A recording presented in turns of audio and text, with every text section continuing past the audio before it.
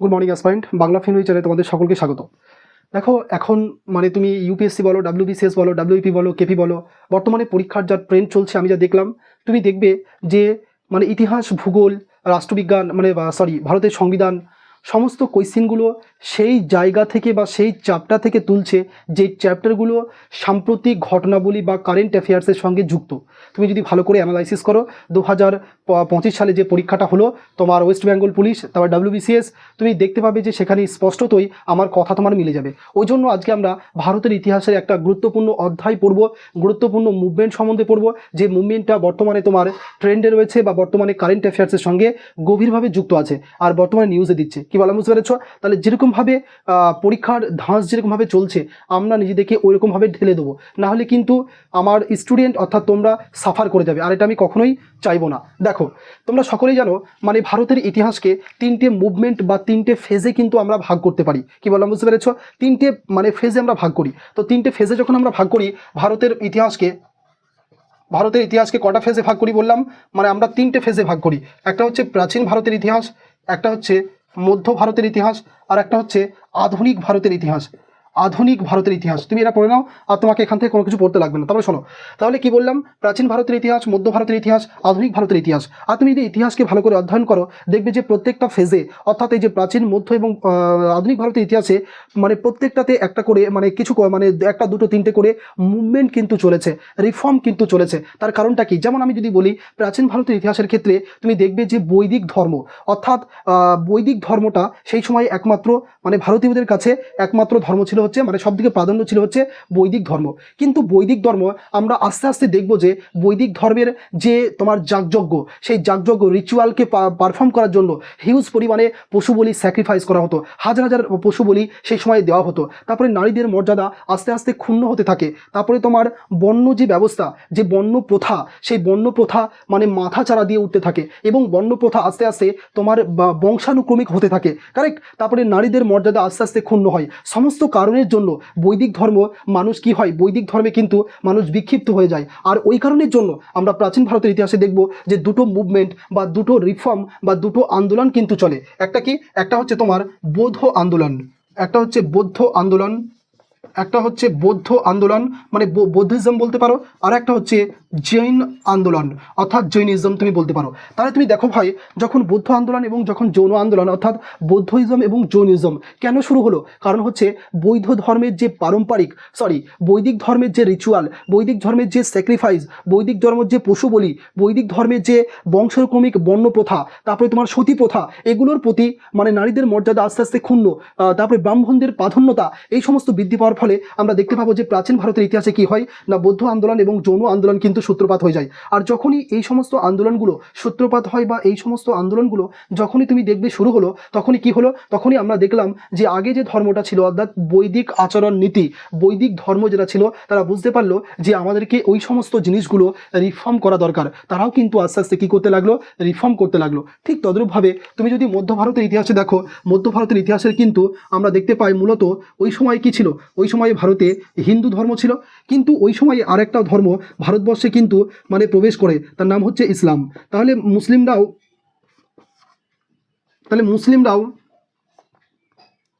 মুসলিমরাও কিন্তু এই সময় কি হয়? ভারতবর্ষে কিন্তু প্রবেশ করে। তাহলে আমরা হিন্দু এবং মুসলিম ধর্মের আমরা দেখতে পেয়েছি কি তাদের যে মানুষের যে আচার আচরণ, সেখানেও কিন্তু কিছু সুধার বা কিছু রিফর্ম করার দরকার হলো তারা ওই সময়ের সঙ্গে সঙ্গে। ওই জন্য আমরা দেখতে পাবো মধ্য ভারতের ইতিহাসেও দুটো রিফর্ম বা দুটো আন্দোলনের সূত্রপাত হয়। হিন্দুদের ক্ষেত্রে আমরা দেখতে পাবো সেখানে কি হয়?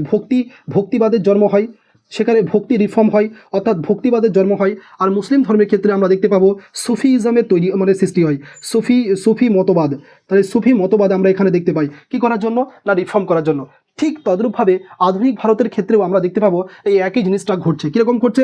আমরা দেখতে পেয়েছি যে বিভিন্ন সময়ে আমরা যেটাকে বলি সোশিও রিলিজিয়াস রিফর্ম, যেটাকে আমরা বলি, সেটা কিন্তু আমরা আধুনিক ভারতে দেখতে পাবো। অর্থাৎ এই সময়ে আমরা দেখতে পেলাম কি এই ধর্ম, সামাজিক এবং ধার্মিক যে রিফর্মটা হলো, যে পরিবর্তনটা হলো, সেই পরিবর্তনটা আমরা দেখতে পেলাম জ্যোতিবাবাই ফুলে তারপরে তোমার সত্য সাধক সমাজ অর্থাৎ তোমার কি বলবো না স্বামী দয়ানন্দ সরস্বতী, তারপরে সতী প্রথার ক্ষেত্রে ঈশ্বরচন্দ্র বিদ্যাসাগর, স্বামী বিবেকানন্দ, এই প্রমুখ যে বিশিষ্ট বর্গ তারা কি করে দাও, তারাও কিন্তু তোমার আধুনিক ভারতে আমরা দেখতে পেলাম রিফর্ম করলো। তাহলে এরকম করে পড়ো যাতে করে তুমি গল্পের আকারে প্রত্যেকটা জিনিস তোমার ক্লিয়ার হয়। কত সুন্দর তোমার কাছে স্পষ্ট হয়ে গেছে বলো দেখি, যে আমরা তো মুভমেন্ট বা আমরা তো আন্দোলন দেখতে পাই, ঠিক আছে, কিন্তু সেই আন্দোলনগুলো বিভিন্ন সময় হয়েছিল এবং কেন হয়েছিল সেগুলো আমাদের কাছে কিন্তু স্পষ্ট হয়ে গেল। কারেক্ট? তাহলে প্রাচীন ভারতে আমরা দেখলাম বৌদ্ধ আন্দোলন অর্থাৎ বৌদ্ধিজম, যা আর একটা হচ্ছে জৈনিজম। সেরকম মধ্য ভারতে আমরা দেখলাম হিন্দুদের কিছু রিফর্ম করা দরকার হলো, ওই জন্য ভক্তিবাদের তৈরি হলো। আর মুসলিমে আমরা দেখতে পেলাম সুফিবাদের বা সুফি মতবাদের তৈরি হলো। আধুনিক ভারতের ক্ষেত্রে আমরা সেই একই জিনিসটা কিন্তু দেখতে পেলাম। কারেক্ট? তো এইবার তোমাদের কাছে পুরো সিনারিওটা ক্লিয়ার হয়ে গেল। আর তুমি যদি দেখো মানে উল্টো পাল্টা নোটসে, উল্টো পাল্টা পিডিএফে উল্টো পাল্টা পড়ে তোমরা কিন্তু কি হচ্ছ, তোমরা কিন্তু দ্বিধাগ্রস্ত হয়ে যাচ্ছ। আর দেখো কত স্পষ্ট, দেখো স্পষ্টত আমরা বুঝতে পারলাম ইতিহাসে যে 6টা আন্দোলন হয়েছিল, এই আন্দোলন কটা আর এই ব্যক্তি বিশিষ্ট তুমি যদি পড়ো তাহলে তুমি দেখবে যে তোমার 10% ইতিহাস তোমার কমপ্লিট হয়ে গেছে। কারেক্ট?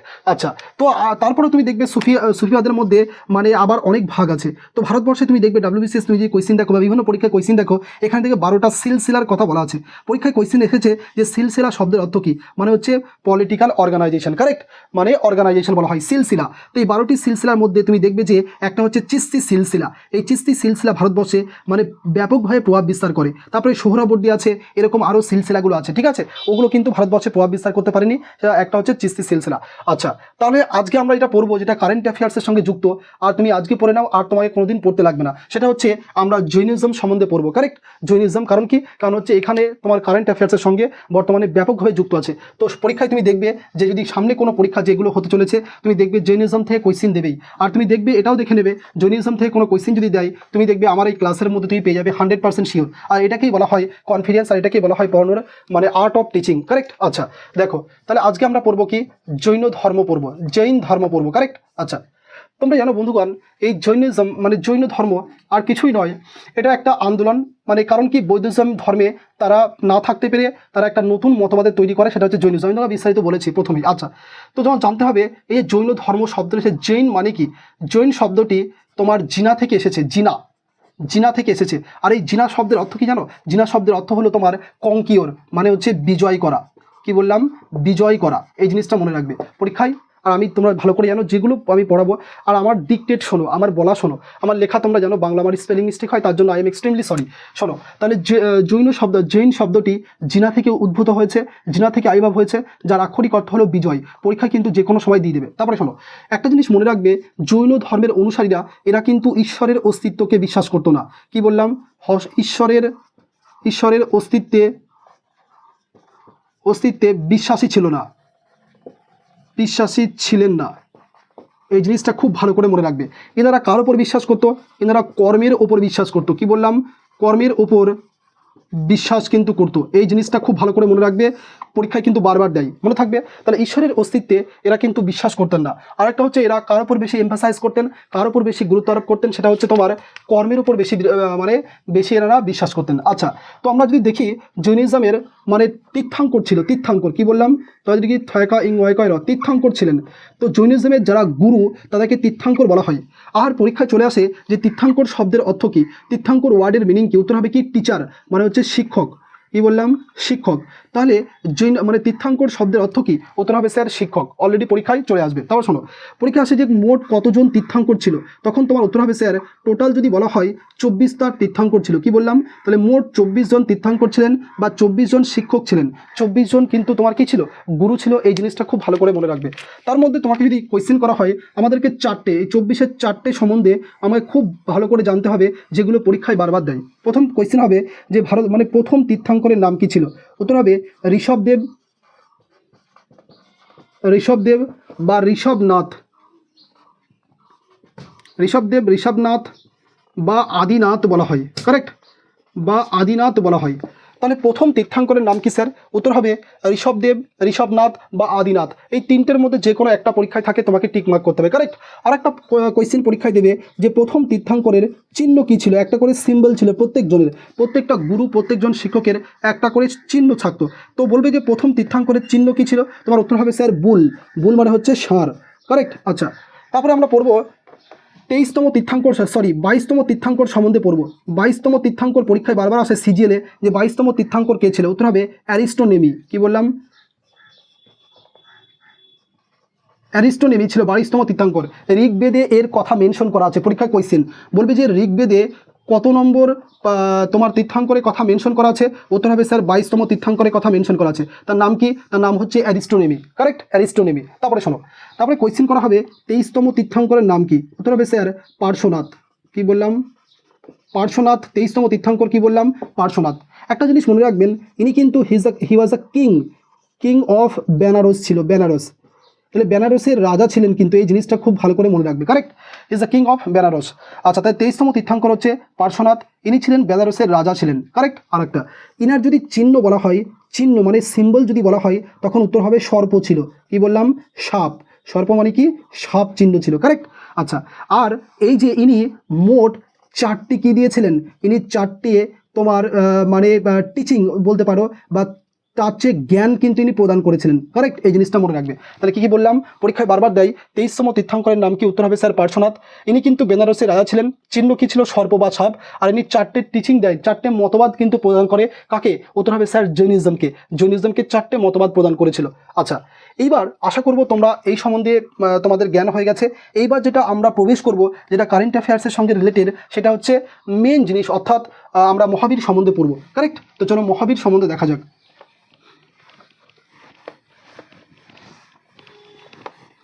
তুমি দেখবে কারেন্ট অ্যাফেয়ার্স রিলেটেড আসছে, তুমি দেখবে জর্নালিজম থেকে কোয়েশ্চেন হবেই। তুমি তখনই বুঝতে পারবে যে আর্ট অফ টিচিং জিনিসটা কি। দেখো, তাহলে আমরা কি বললাম? জৈন ধর্ম আমরা পড়ছি।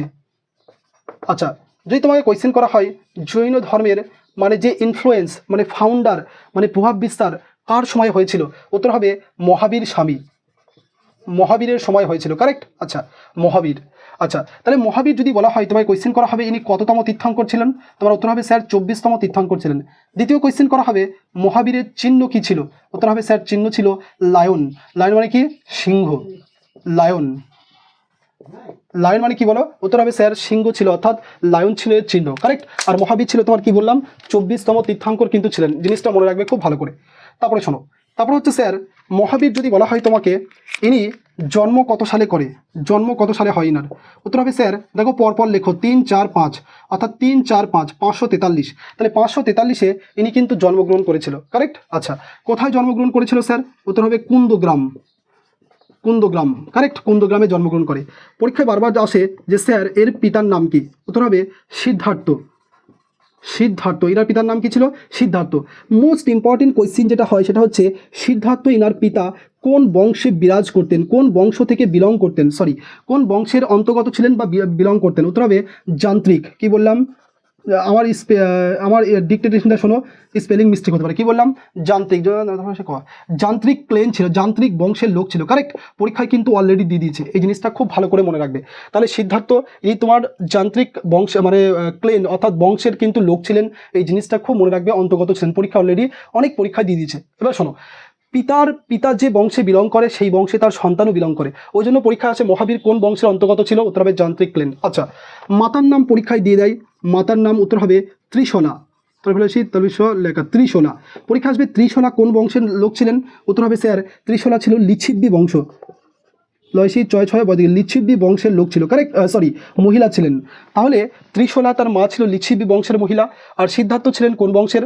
যান্ত্রিক বংশের লোক মানে অন্তর্গত ছিলেন। সুতরাং মহাবীরও যান্ত্রিক বংশ হবে। কারেক্ট। এগুলো সব কিন্তু পরীক্ষায় দিয়েছে, তুমি চেক করলে পেয়ে যাবে, গুগলে তুমি যে কোনো একটা টেপো, দেখো পেয়ে যাবে তুমি। কারেক্ট। আচ্ছা, তারপরে শোনো, তারপরে কি স্যার? তারপরে হচ্ছে এই মহাবীরের মানে অপর নাম। মহাবীরের বিভিন্ন রকম নাম ছিল, সেই নামগুলি কিন্তু পরীক্ষায় বারবার তোমার আসে। কারেক্ট। অপর নামগুলো কি? একটা হচ্ছে কি বললাম?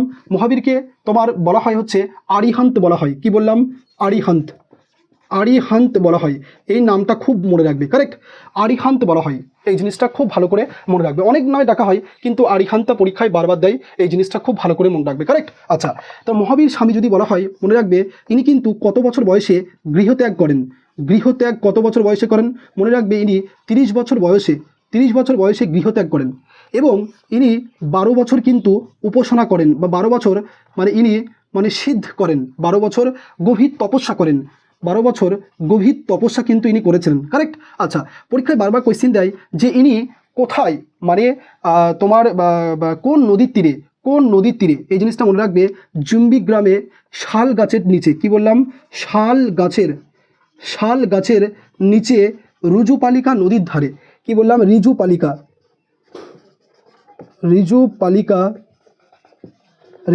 নদীর তীরে,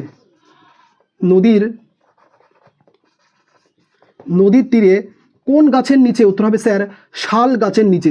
গৌতম বুদ্ধ হচ্ছে পিপল ট্রি, কিন্তু তোমার মহাবীর হচ্ছে শাল গাছের নিচে। ইনি কিন্তু 12 বছর তপস্যা করেছিলেন, খুব ভালো করে মনে রাখবে, সবগুলো পরীক্ষায় কিন্তু দিয়েছে, কারেক্ট। আচ্ছা, তো ইনি তারপর 42 বছর বয়সে, তাহলে 42 বছর বয়সে ইনি কি করে, ইনি বোধিজ্ঞান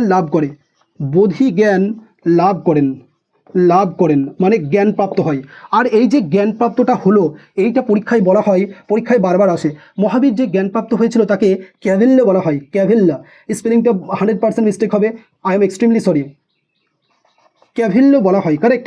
আচ্ছা, তাহলে কি বললাম, ক্যাভিল্য বলা হয়, তাহলে ক্যাভিল্লা বলা হয়। পরীক্ষা বারবার দেয় যে মহাবীর যে জ্ঞান প্রাপ্তি হয়েছিল, সেই জ্ঞান প্রাপ্তিকে ভারতের ইতিহাসে কি নামে, জৈনিজমে কি নামে অভিহিত করা হয়, উত্তর হবে স্যার ক্যাভিল্লা বলা হয়, কারেক্ট, ক্যাভিল্লা বলা হয়। এই জিনিসটা খুব ভালো করে মনে রাখবে, পরীক্ষা কিন্তু বারবার কিন্তু দেয়, কারেক্ট। আচ্ছা, তারপরে শোনো, মানে মহাবীর যদি বলা হয়, মনে রাখবে ইনি কত বছর জীবিত ছিলেন, উত্তর হবে স্যার 72 বছর ইনি কিন্তু জীবিত ছিলেন, কারেক্ট। আচ্ছা, তো 72 বছর পর ইনি পাবাপুরীতে, কি বললাম, ইনি পাবাপুরীতে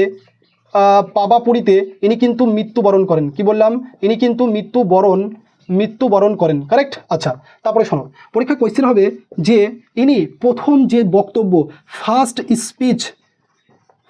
স্পিচ অর্থাৎ প্রথম জ্ঞান গর্ভ বক্তব্য কোন সময়, মানে কোথায় দিয়েছিল, তাও উত্তর হবে স্যার পাবাতে দিয়েছিল, কারেক্ট। আচ্ছা, মহাবীরের একজন কন্যা ছিল, পরীক্ষায় বারবার দেয়, তার নাম হচ্ছে প্রিয়দর্শিনা। তো প্রিয়দর্শিনার মানে যদি হাজবেন্ড বলা হয় অর্থাৎ স্বামী, তার নাম ছিল জামিলি, কি বললাম, জামিলি। এই যা পরীক্ষা বারবার একটা কোয়েশ্চেন আসে যে মহাবীরের প্রথম শিষ্য কে ছিল, ফার্স্ট ডিসাইপেল অফ মহাবীর, তখন তোমার উত্তর হবে স্যার আর কেউই নয়, সেটা হচ্ছে মহাবীরের জামাই একমাত্র প্রিয়দর্শিনার স্বামী অর্থাৎ হাজবেন্ড জামিনী ছিলেন তোমার মহাবীরের প্রথম শিষ্য অর্থাৎ ফার্স্ট ডিসাইপেল, কারেক্ট। অলরেডি পরীক্ষাটা দিয়ে দিচ্ছে, খুব ভালো করে মনে রাখবে, কারেক্ট। আচ্ছা, আরেকটা জিনিস মনে রাখবে, এই পাওয়াপুরীতে যখন প্রথম বক্তব্য দেন, তখন যার মোট কজন মানে শিষ্য ছিল, তখন হচ্ছে তোমার কত, 11 জন ছাত্র বা তোমার শিষ্য ছিল, কারেক্ট। আচ্ছা, তুমি জানো এই যে আমরা একটু আগে পড়লাম, মানে 4টে মতবাদ প্রদান করেছিল জৈনিজমকে, কে করেছিল, পার্শ্বনাথ। আর এই পার্শ্বনাথের 4টের সঙ্গে আর একটা যুক্ত করে, সেটা হচ্ছে মহাবীর স্বামী। পরীক্ষা কোয়েশ্চেন দেয় মহাবীর স্বামী কোন জিনিসটাকে যুক্ত করে, সিলিবাসী অর্থাৎ সন্ন্যাসী বলতে পারো, তাই কারেক্ট। এই সন্ন্যাসী জিনিসটাকে যুক্ত করেছিল কে, ব্রহ্মচারী জিনিসটাকে যুক্ত করেছিল কে, সেটা হচ্ছে মহাবীর, কারেক্ট। মহাবীর স্বামী এটাকে যুক্ত করেছিল, এই জিনিসটা খুব ভালো করে মনে রাখবে। এইবার আমরা জানি যে তোমার মহাবীর অর্থাৎ জৈনিজমের ক্ষেত্রেও মহাবীর মৃত্যুবরণ করার পর মানে আমরা দেখতে পাই কি হয় না, দুটো মানে তোমার কাউন্সিল হয়, দুটো সম্মিলন হয়। সেই দুটো সম্মিলন খুব ইম্পর্টেন্ট, তোমাকে বারবার পরীক্ষা আসে, তোমাকে জানতে হবে কি সম্মিলন স্যার। একটা হচ্ছে 3rd BC-তে 3rd সেঞ্চুরিতে হয়, কত, 3rd সেঞ্চুরি। তাহলে দুটো কাউন্সিল হয়, first Jain council, first Jain council অর্থাৎ ফার্স্ট জৈন সম্মিলন। এটা কততে হয়, 3rd সেঞ্চুরিতে হয়। আচ্ছা, এটাকে পরীক্ষায় কোয়েশ্চেন হবে এটা কোথায় হয়েছিল, উত্তর হবে স্যার এটা হয়েছিল হচ্ছে পাটলিপুত্র। এটা কোথায় হয়েছিল, উত্তর হবে স্যার পাটলিপুত্র হয়েছিল। পরীক্ষা কোয়েশ্চেন হবে এর সভাপতি কে করে, সভাপতি মানে হচ্ছে চেয়ারম্যান কে করেছিল প্রথম কাউন্সিলে, উত্তর হবে স্থূলভদ্র করেছিল, কারেক্ট, স্থূলভদ্র। আর বলবে এটার আয়োজক কে ছিলেন, এটাকে কে আয়োজক করেছিলেন, এটাকে আয়োজক কে ছিলেন, উত্তর হবে স্যার আয়োজক ছিলেন হচ্ছে চন্দ্রগুপ্ত মৌর্য, কি বললাম, চন্দ্রগুপ্ত মৌর্য। তো চন্দ্রগুপ্ত মৌর্য তোমার এটার আয়োজক ছিলেন, রাজা ছিলেন ওই সময়, আর স্থূলভদ্র ছিলেন কি, সভাপতি। একটা জিনিস মনে রাখবে, এইখানে মানে এই প্রথম কাউন্সিলে কি হয়েছিল, এখানে 12টি অঙ্গকে সংকলিত করা হয়, কারেক্ট। তাহলে 12টি অঙ্গকে সংকলিত করা হয় কোন সময়? উত্তর হবে স্যার প্রথম যৌন কাউন্সিলে। কততে হয়েছিল? 3rd সেঞ্চুরিতে পরীক্ষা দিয়ে দিয়েছে। কোথায় হয়েছিল? পাটলিপুত্রে পরীক্ষা দিয়েছে। সভাপতি কে ছিল? বারবার পরীক্ষায় দেয় স্থূলভদ্র। কে আয়োজক করেছিল? উত্তর হবে বারবার তোমার স্যার চন্দ্রগুপ্ত মৌর্য, কারেক্ট। আচ্ছা, আর দ্বিতীয় কাউন্সিল কোথায় হয়েছিল? দ্বিতীয় কাউন্সিল হয়েছিল 5 সেঞ্চুরিতে হয়েছিল, কারেক্ট। আচ্ছা, 5 সেঞ্চুরিতে কোথায় হয়েছিল স্যার? এটা বোধ হয় বলভিতে হয়েছিল, কারেক্ট। স্থান কোথায়? এটা একবার দেখে নেবে, বলভি হবে, বলভিতে হয়েছিল, কারেক্ট। তাহলে বলভিতে হয়েছিল, এটা খুব ভালো করে মনে রাখবে। আর এখানে সব থেকে মোস্ট ইম্পর্টেন্ট যে জিনিসটা পরীক্ষায় বারবার আসে সেটা হচ্ছে এখানে কি হয়েছিল। মনে রাখবে এখানে জৈন ধর্ম, জৈন ধর্ম দুটো সেক্টে, দুটো শাখায় বিভক্ত হয়ে যায়। একটা কি? একটা হচ্ছে শ্বেতাম্বর, তবে সে তো একা ময়বর শ্বেতাম্বর, আর একটা হচ্ছে দিগম্বর, দশে গ ময়বর দিগম্বর। তাহলে জৈন ধর্ম দুটো সেক্টে বিভক্ত হয় কোন যৌন সম্মিলনে? উত্তর হবে স্যার কোন জৈন সম্মিলনে? উত্তর হবে স্যার সেকেন্ড সম্মিলনে, কারেক্ট। শ্বেতাম্বর আর দিগম্বর দুটো ভাগে ভাগ হয়ে যায়। পরীক্ষায় এবার এখান থেকে কোয়েশ্চেন দেয় শ্বেতাম্বর আর দিগম্বর জিনিসটা কি, খুব ভালো করে মনে রাখবে। শ্বেতাম্বর মানে হচ্ছে এরা শ্বেত বস্ত্র, অর্থাৎ হোয়াইট শ্বেত বস্ত্র, শ্বেত বস্ত্র এরা কিন্তু পরিধান করতো। প্রথম প্রশ্ন হচ্ছে এইটা, শ্বেত বস্ত্র পরিধান করতো, কারেক্ট। আচ্ছা, দ্বিতীয় আর একটা জিনিস ছোট করে মনে রাখবে যে এই যে জৈন ধর্ম আমরা পড়ছি, এদের ভাষা কি ছিল? এদের ভাষা ছিল প্রাকৃত। কি বললাম? প্রাকৃত ভাষা ছিল, কারেক্ট। আচ্ছা, তাহলে শ্বেতাম্বর এরা সাদা বস্ত্র পরিধান করতো। আর একটা হচ্ছে এদের মানে তোমার এই সেক্টের কি বলবো তোমার মেন মানে কে এটাকে মানে কে নেতৃত্ব প্রদান করে, কে লিডারশিপ প্রদান করে এই সেক্টের, মানে কার দ্বারা এটা হয়? একটা হচ্ছে মানে কার মারা বলো, একটা হচ্ছে শ্বেতাম্বর হচ্ছে তোমার স্থূলভদ্র, আর দিগম্বর হচ্ছে তোমার ভদ্রবাহু। কি বললাম? এটা কে করে? ভদ্রবাহু করে, কারেক্ট। মানে এর মানে অন্যতম ছিল কে? ভদ্রবাহু। পৃষ্ঠপোষকতা ছিল কে? ভদ্রবাহু। আচ্ছা, আর একটা হচ্ছে দিগম্বর। দিগম্বর মানে হচ্ছে এরা কোনো বস্ত্র পরিধান করতো না, কোনো রকমের কাপড় পরিধান করতো না।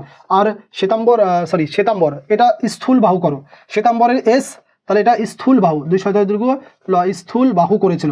আর দিগম্বর হচ্ছে এটা করেছিল তোমার ভদ্রবাহু, কারেক্ট। এই জিনিসটা খুব ভালো করে মনে রেখো, পরীক্ষা কিন্তু বারবার দেয়, কারেক্ট। আর আচ্ছা, আমরা কেন পড়লাম এটা মনে রাখবে। 31শে মার্চ তোমার মহাবীর জয়ন্তী ছিল। কি বললাম? মহাবীর জয়ন্তী কিন্তু ছিল এই জিনিস এই দিনটাতে। কত বলো? 31শে মার্চ মহাবীর জয়ন্তী ছিল। এই জিনিসটা খুব মনে রাখবে। তাহলে একটা সিকোয়েন্স অনুসারে তুমি যদি পড়ো, আমরা দেখতে পেলাম যে প্রাচীন ভারতের ইতিহাসের ক্ষেত্রে বৈদিক ধর্মকে তার রিচুয়াল, তার যে কঠোরতা, তার রিগডিটি মানে সম্পূর্ণের উপর বিবেচনা করে দুটো ধর্ম মানে দুটো আন্দোলনের সৃষ্টি হলো। একটা হচ্ছে বৌদ্ধিজম আর একটা হচ্ছে জৈনিজম। সেরকম যখনই এগুলো তৈরি হলো তখন আমরা দেখতে পেলাম যে বৈদিক যে রিচুয়াল সেগুলো আস্তে আস্তে রিফর্ম হতে শুরু করলো, তাই না?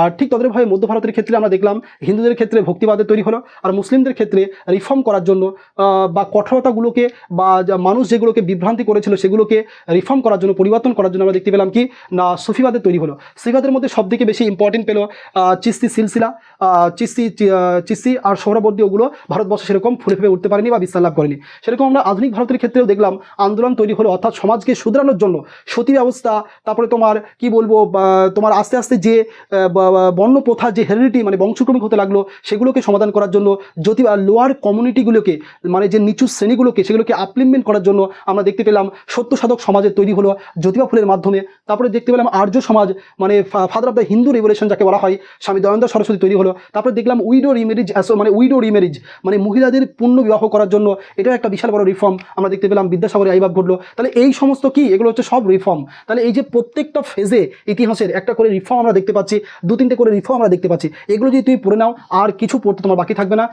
এই মানে আধুনিক ভারতের ক্ষেত্রে 6-7টা জীবনী মানে বিদ্যাসাগর, জ্যোতিবা ফুলে এগুলো, আর মধ্য ভারতের ক্ষেত্রে ভক্তিবাদ সুফিজম আন্দোলন, আর ঠিক তদ্রূপভাবে প্রাচীন ভারতের ক্ষেত্রে বৌদ্ধিজম অ্যান্ড জৈনিজম। তুমি যদি এরকম করে সিকোয়েন্স অনুসারে সুন্দর করে যদি পড়ে নাও, দেখবে যে পরীক্ষায় তোমার কেল্লা পথে হয়ে যাবে, আর তোমার কিছু পড়তে হবে না। আজকে অবধি, আজকে আমি ছোট্ট একটা পড়িয়ে দিলাম, যেহেতু 31শে মার্চ মহাবীর জয়ন্তী ছিল, সুতরাং সামনে যে কোনো পরীক্ষা যদি হয় তোমরা মহাবীর থেকে কোয়েশ্চেন পেতেই পারো, আর পাবে তুমি, কারেক্ট। আজকে আমরা জৈনিজম সম্বন্ধে সংক্ষেপে পড়িয়ে দিলাম, আশা করবো তোমাদের ক্লাসটা ভালো লেগেছে। আজকে অবধি, thank you and have a good day.